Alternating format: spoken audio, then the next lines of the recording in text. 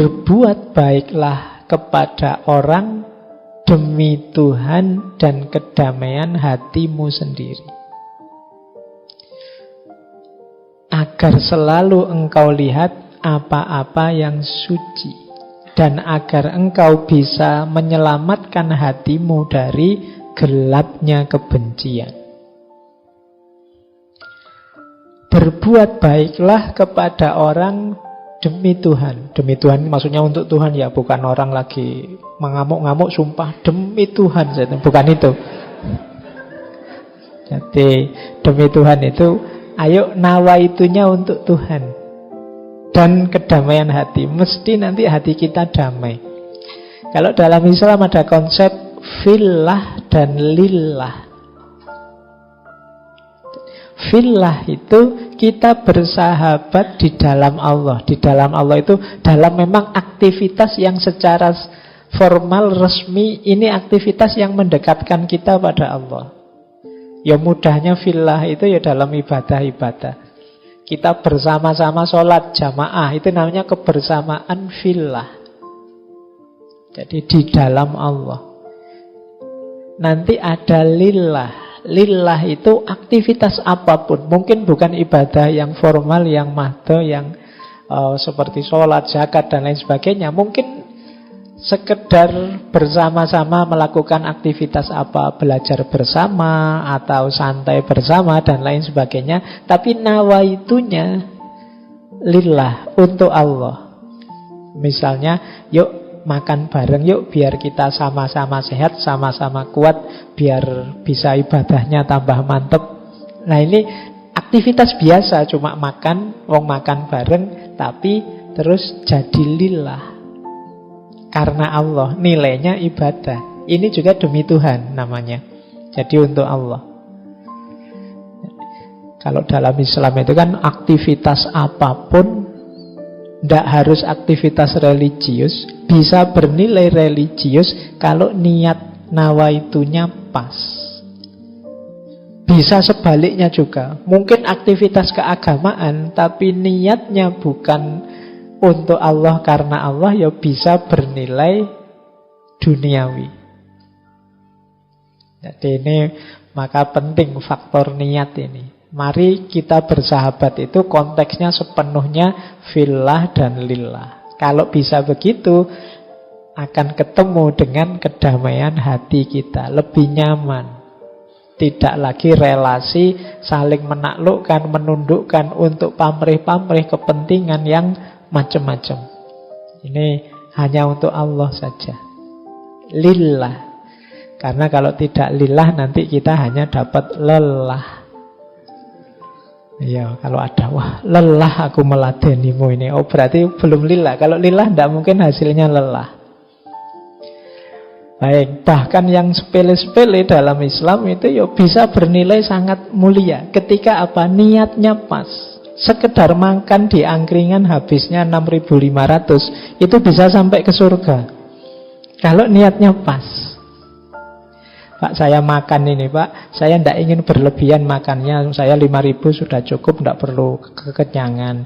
Biar nanti malam saya bisa tidur nyenyak, terus bisa bangun sholat tahajud. Loh, angkringan aja bisa membawa ke kemuliaan.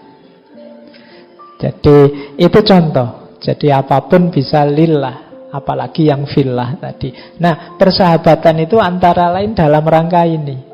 Dia medan berbuat baik demi lillah dan fillah. Nah, kalau kita bisa lillah tadi apa? Segala yang kita lihat itu suci, sakral. Segala yang kita lihat itu rasanya menghubungkan kita pada Allah. Melihat apapun, mungkin sering saya sampaikan ya, kita melihat apapun di sekeliling kita itu sebenarnya kan simbol dua. Kalau bukan jalaliyahnya Allah, keagungannya Allah, pasti jamaliyahnya Allah, keindahannya. Jadi melihat misalnya kayak tadi ya, mikrofonnya agak error. Itu kan kalau teman-teman hanya berhenti di mikrofon error, mungkin disambungkan sedikit dengan takmir atau dengan kualitas mic-nya dan lain sebagainya, ya dapatnya cuma itu. Tapi kalau kita melihat jalaliyahnya Allah. Wah, maha kuasanya Allah ya. Manusia menyiapkan segala sesuatunya dengan jelimet, ya masih ada saja kurangnya. Betapa kita itu lemah. Kalau Allah ya dia kuasa segalanya. Loh, ini sekedar mikrofon error membawa kita pada Allah.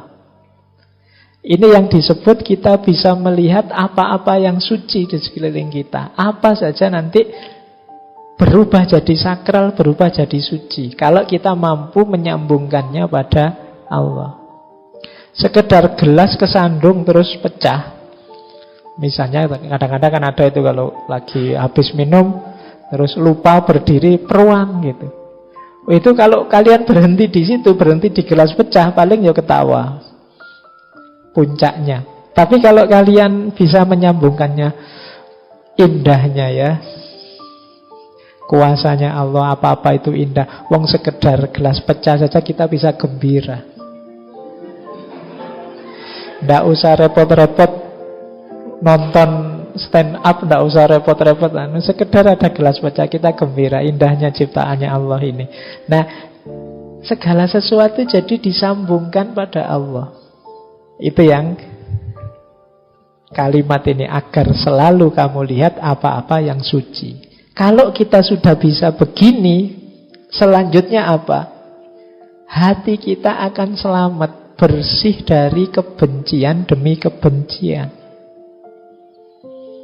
Ada banyak alasan kita membenci sesuatu, tapi kalau alasan yang biasanya membuat kita benci itu kita sambungkan pada Allah, maka dia akan berubah jadi suci, jadi sakral, justru mendekatkan kita pada Allah.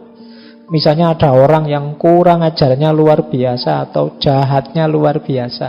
Loh, itu kalau kita berhenti di fenomena kejahatan dan kekurang ajaran itu, lahirnya mungkin kebencian demi kebencian. Batin kita tidak selamat. Akhirnya apa? Jahatnya orang lain menjadi sumber buruknya kita.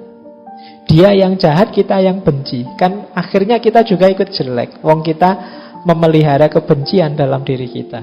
Biar tidak begitu apa? Posisikan dia seperti tadi, dalam konteks fillah atau lillah tadi. Oh iya ya, memang Allah itu yang mengatur segalanya, menciptakan segalanya, termasuk keragaman manusia. Ada orang baik, ada orang jahat. Ya kuasanya Allah, ujian bagi kita.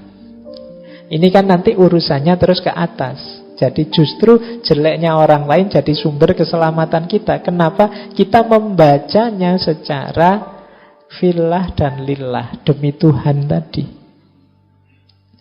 Nah, ini nasihat yang keempat. Jadi dalam persahabatan, ya mari kita rangkai konteksnya adalah semuanya demi Allah. Seperti